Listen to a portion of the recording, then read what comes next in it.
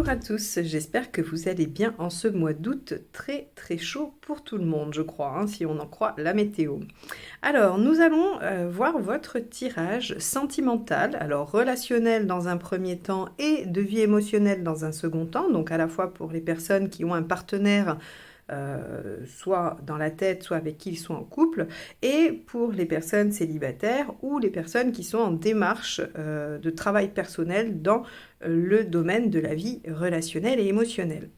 Alors pour ce faire, je vais utiliser comme d'habitude le portail des 12 d'Aliasquet pour les cartes signes, les arcades majeures du tarot de Marseille édition Grimaud pour la carte qui va nous donner la dominante du tirage relationnel, que je ferai avec mon nouveau tarot, le tarot de l'entremonde, de Ciolo Thompson, donc pour le tirage relationnel, et j'utiliserai les arcades majeures du tarot onirique de Janet Piedilato pour le tirage de vie émotionnelle dans la seconde partie.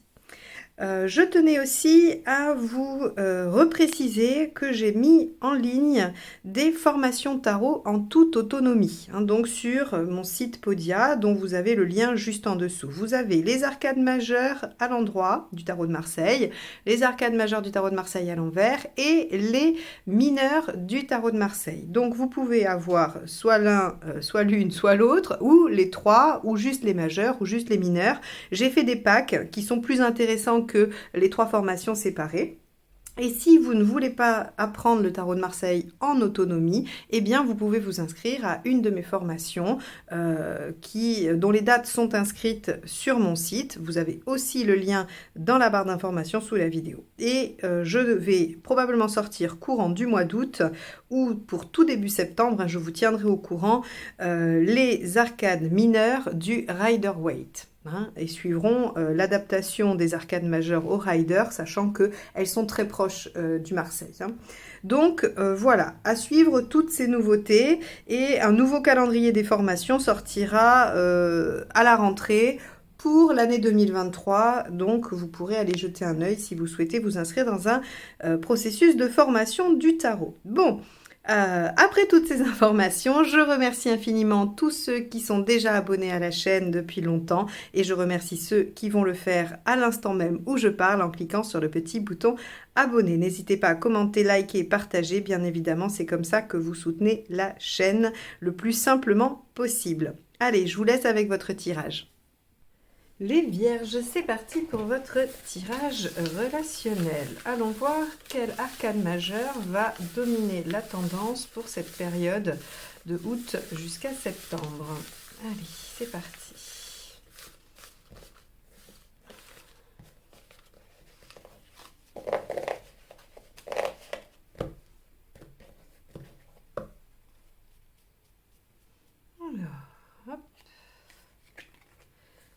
La justice. Alors, la justice, vous savez que c'est une carte qui parle d'organisation, de méthode, de rigueur, aussi de décision, du fait de trancher. Hein. Quand on met de l'ordre, on peut aussi mettre de l'ordre dans ses idées afin de prendre une décision.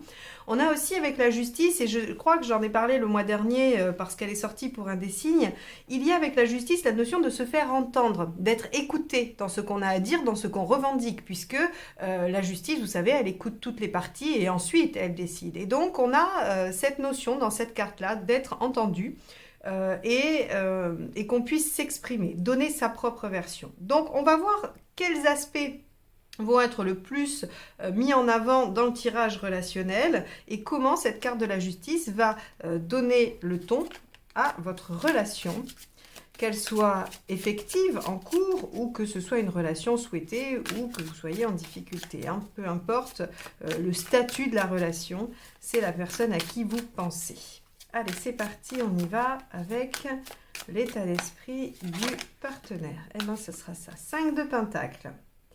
5 de Pentacles, ce sont les peurs, les craintes qui ne sont pas fondées. Hein. Le 5 de Pentacles nous parle toujours de peurs qui viennent de croyances, de réflexes, de choses qu'on vous a inculquées, mais qui ne sont pas fondées dans la réalité, parce qu'avec le 5 de Pentacles, si on regarde de façon très objective, la situation, eh bien on se rend compte qu'il n'y a pas de risque de manquer, ni d'affect, ni matériellement. Alors ici, Dans un tirage relationnel, est-ce que ça parle de peur de perdre au niveau matériel? Est-ce que ça parle de peur de perdre l'amour, l'affection? C'est vous qui allez pouvoir le savoir parce que chaque situation est différente. En tout cas, on voit un partenaire qui a des peurs, qui a des craintes. Alors vous, votre état d'esprit. Hop. Elle n'est pas tombée. Ah, celle-ci s'est retournée, par contre. Hop. 7 de coupe. Alors, vous, dans votre état d'esprit, avec le 7 de coupe, j'aimerais bien pouvoir, ou en tout cas j'ai envie, d'explorer toutes les possibilités. D'où peut-être mettre de l'ordre. Hein. Vous voyez ce que je vous disais tout à l'heure, mettre de l'ordre dans ses idées, dans ses pensées. Aussi mettre de l'ordre dans une situation. Quels sont les possibles? Quelles sont les directions possibles? Quelles sont les décisions possibles? Vers quoi on peut tendre? Quelles sont vos options finalement? Hein. Donc vous êtes plutôt en train d'étudier les différentes possibilités quant à la relation, quand le partenaire est plutôt en train d'avoir peur, de craindre, de perdre des choses. Alors, je dis perdre des choses pour être suffisamment large pour que vous puissiez, vous, après, faire le lien. Hein. Ça peut être un partenaire qui, s'il s'engage avec vous, doit laisser des choses derrière lui. Ou elle, hein, je dis lui, le partenaire. Ça peut être un partenaire qui a peur de s'engager et de perdre sa liberté. Ça peut être un partenaire qui a peur de s'engager et d'avoir mal, d'être malheureux ou malheureuse si les choses se passent mal. On peut avoir plein d'aspects, hein, d'accord? Mais en tout cas, il y a une notion de craindre, de perdre quelque chose ou de ne pas trouver satisfaction. Alors, qu'y a-t-il à dépasser? 10 d'épée, une situation douloureuse. Ok. Le 10 d'épée, comme vous le savez aussi, enfin je dis comme vous le savez, si ça se trouve vous ne le savez pas, mais en tout cas ceux qui m'écoutent depuis un moment, comme j'explique les cartes à chaque fois, vous commencez peut-être à avoir une certaine idée de ce que chaque carte signifie. Le 10 d'épée, c'est le fait d'arriver au bout de quelque chose qui fait souffrir et de devoir, hein, puisque là on est dans ce qu'il y a à dépasser, ça veut dire que ce n'est pas fait, c'est ce qu'il y a à faire. Et donc c'est devoir achever ça, arrêter la souffrance. Alors arrêter la souffrance, ça ne veut pas dire terminer la relation, ça veut dire en finir avec ce qui fait du mal. Si ce sont des disputes, si c'est une séparation, si vous êtes séparés et que ça vous fait souffrir, vous pouvez en finir avec cette séparation et vous retrouver. Si vous êtes ensemble et que vous vous faites du mal, vous pouvez en finir avec le comportement qui génère cette situation. Vous voyez, il faut vraiment que vous puissiez aller voir de quoi parle le 10 d'épée. Il ne dit pas, bon ben voilà, il faut vous séparer et point barre. C'est pas ça. Ou il ne faut pas aller dans cette relation. Non, le 10 d'épée parle d'arrêter, d'achever, d'en finir avec ce qui fait souffrir. Donc, vous avez besoin d'identifier ce qui fait souffrir et pour ça, il va falloir mettre de l'ordre et peut-être trancher, prendre des décisions, effectivement. Qu'est-ce qui vous aide à faire ça?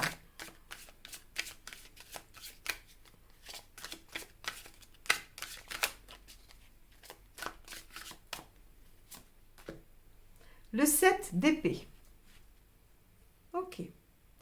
Alors, avec le 7 d'épée, ce qui va quand même ressortir, c'est que on va vous demander de rester discret. Alors, je suis un peu décontenancée parce que le 7 d'épée à cette place-là, il est un peu particulier. La première chose qui me vient, c'est peut-être de faire les choses tranquillement, de prendre le temps de réfléchir, et dans ce cas-là, j'aurais vu un 4. Donc, si c'est pas le 4 qui est sorti, c'est qu'il y a une nuance à apporter à ça, et le 7 d'épée, c'est le fait de faire les choses en dehors du regard des autres. C'est le fait de ne pas exposer ses intentions, de ne pas exposer ce que l'on est en train de faire. Peut-être que ça parle des autres, vos amis, votre entourage, et de ne peut-être pas trop en parler pour ne pas être influencé. Peut-être que ça parle du partenaire, de ne pas montrer au partenaire, de ne pas dire au partenaire ce que vous êtes en train d'élaborer. Alors, je rappelle que cette colonne parle des deux. Hein, elle parle aussi bien de vous que du partenaire. Donc, ça veut dire que ce sont des conseils qui s'appliquent à vous deux. Soit il faut que votre partenaire cache ses peurs, ses craintes, hein, et agisse sans les exposer. Soit il faut que vous étudiez vos différentes options sans pour autant le signifier au partenaire pour ne pas encore plus accentuer ses peurs ou ses craintes. On peut aussi, donc, comme je le disais, imaginer qu'on vous propose de régler vos problèmes ensemble, de les traiter ensemble et de ne pas trop en parler autour de vous. C'est vrai que souvent, quand on a des difficultés relationnelles avec la personne qu'on aime, on peut en parler à des amis, à des gens de confiance, à des gens autour. Et il semblerait que là, ce ne soit pas forcément la bonne solution. Pas parce que vos amis seraient malveillants ou autre chose comme ça de négatif, mais peut-être que ça ne vous permettrait pas d'y voir plus clair. Peut-être que ça vous influencerait d'une façon ou d'une autre, qui n'est pas en tout cas positif pour vous dans cette situation à ce moment-là. Hein, ça ne veut pas dire qu'il ne faut jamais dire les choses, mais là, on vous dit, c'est pas vraiment bien d'exposer ce qui se passe, parce que, à mon avis, vous devez de toute façon en finir avec quelque chose et vous savez ce que c'est. Et vous pourrez tergiverser autant que vous voulez. Ça ne changera pas le fait qu'il faut en finir avec quelque chose. On va aller voir ce qui ne vous aide pas.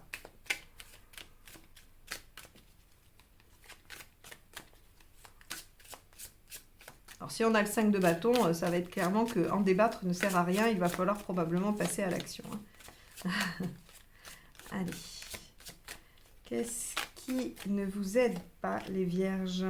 Le hiérophante, bah oui, quand même, de demander conseil. Ok, donc c'est encore pire, c'est-à-dire que le 5 de bâton, c'est en débattre, hein, mais carrément, le hiérophante, c'est le conseil, c'est l'aide, c'est le soutien. Donc, ça ne vous aide pas d'aller demander conseil. Alors, c'est très étonnant, parce qu'en général, on dit, c'est bien d'en parler, c'est bien d'aller chercher à l'extérieur, voilà, quand on a du mal à être objectif soi-même. Et là, bah, on vous dit... Écoutez votre propre justice intérieure finalement, j'ai envie de dire. Avec ici cette carte comme dominante, il y a l'harmonie, l'équilibre à trouver en vous. Et il ne se trouvera pas à l'extérieur. Mettez de l'ordre, vérifiez vos options, regardez ce qui fait souffrir. Ne dites rien, faites les choses pour vous-même. Vous avez la capacité de tout générer dans votre mental, hein, les vierges, de toute façon. C'est quand même votre point fort, hein, le mental, la réflexion, l'analyse.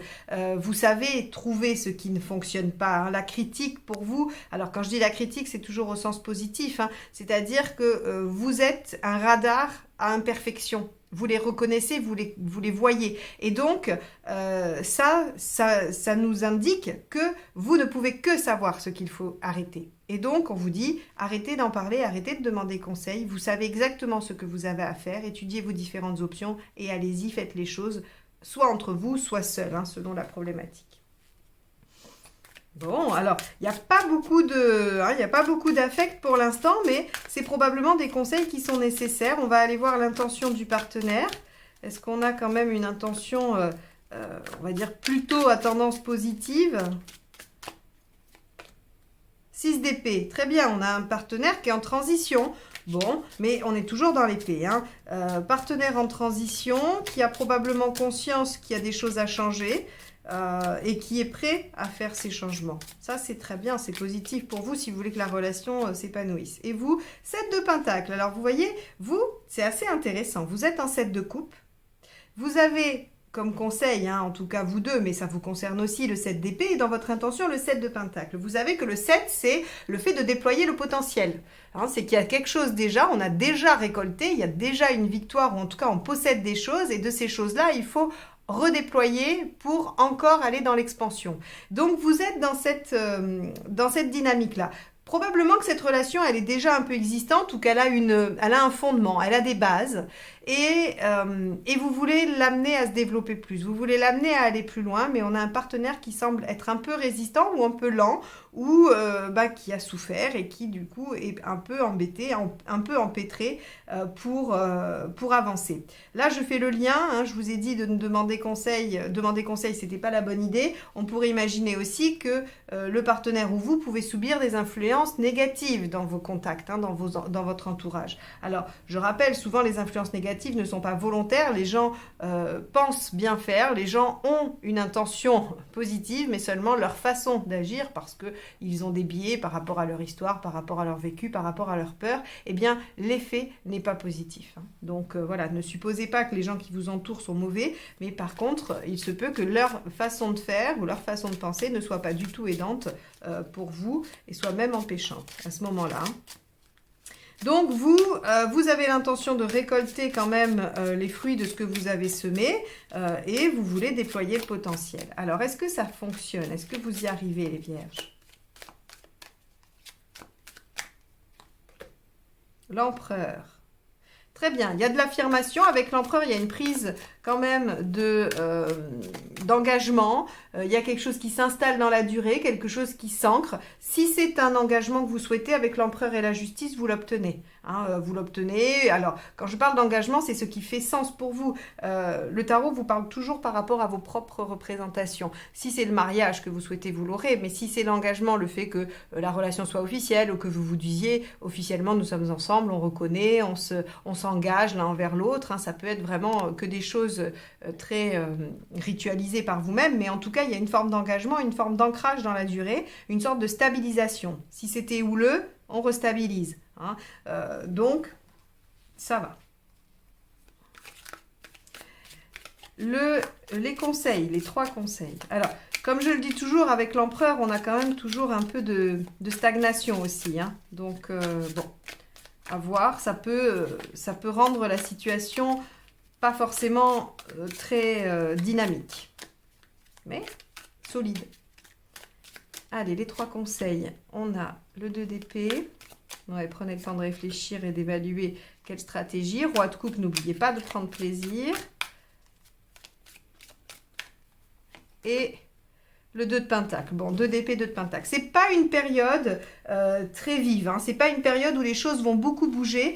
Puisqu'ici, on a l'empereur, je vous ai dit, hein, qui est quand même, qui ancre, qui stabilise, qui peut faire un peu de lenteur. On vous conseille la patience et l'évaluation finalement, puisque le 2 d'épée, c'est je réfléchis à comment faire. Je ne suis pas dans l'action, mais j'anticipe hein, mentalement. J'essaye d'élaborer les différentes options. Ça va très bien avec votre 7 de coupe, qui est vers quoi je peux aller. Le 2 de pentacle, c'est je fais un peu le bilan. Pareil, je ne suis pas dans l'action. Je fais un peu le bilan de ce que je possède déjà et de ce dont j'ai besoin pour aller de l'avant. Donc, on est dans l'épée et le pentacle. Heureusement, on vient quand même vous dire un petit peu avec le roi de coupe qu'il faut penser à vous faire plaisir, qu'il faut penser à être dans la joie, dans l'émotionnel, même si vous l'êtes un tout petit peu plus que le partenaire. Vous avez peut-être un partenaire d'un signe de terre ou quelque chose, en tout cas, ou alors avec un thème dominant dans la terre, parce que votre partenaire a du mal à se laisser aller dans l'émotionnel, il a du mal à partager ça, et s'il y a des problèmes concrets, il est très vite happé par ça. Donc là, on vous dit ramenez quand même un peu de plaisir, ramenez un peu de joie, ramenez, je ne sais pas ce que vous aimez faire, hein, si c'est des dîners entre amis, si c'est des balades en forêt, si c'est, je ne sais pas moi, ce que vous voulez. Hein. Il y a moult façons de se faire plaisir, d'être dans la joie et dans le partage. Donc, concernant votre relation, si je dois faire une synthèse de ce tirage, vous savez qu'il y a des choses que vous devez arrêter, transformer. Hein. Le 10 d'épée nous dit bien qu'il faut stopper une situation souffrante. Donc peut-être un comportement, quelque chose qui vient en fait vous mettre en difficulté dans la relation. Ça doit être arrêté. Vous devez traiter ça soit pour vous-même, soit dans le couple. Mais en tout cas, vous ne devez pas l'exporter à l'extérieur parce que la demande de conseil va plutôt vous rendre confus, vous perdre ou vous faire prendre de mauvaises décisions que de vous aider dans cette situation-là bien précise. Le partenaire est prêt à la transition, est prêt au changement, mais c'est un peu lent. Hein, c'est ce qu'on voit avec l'empereur, même si ça se stabilise, ça s'ancre, c'est un peu lent. Et on vous propose d'avoir une période de réflexion tout en rajoutant un peu de plaisir, un peu de joie. Voilà pour ce tirage relationnel pour vous les vierges. Bon, on va passer au tirage de vie émotionnelle qui concerne à la fois les célibataires ou toutes les personnes qui sont en travail personnel dans ce domaine. Alors, tirage de vie émotionnelle.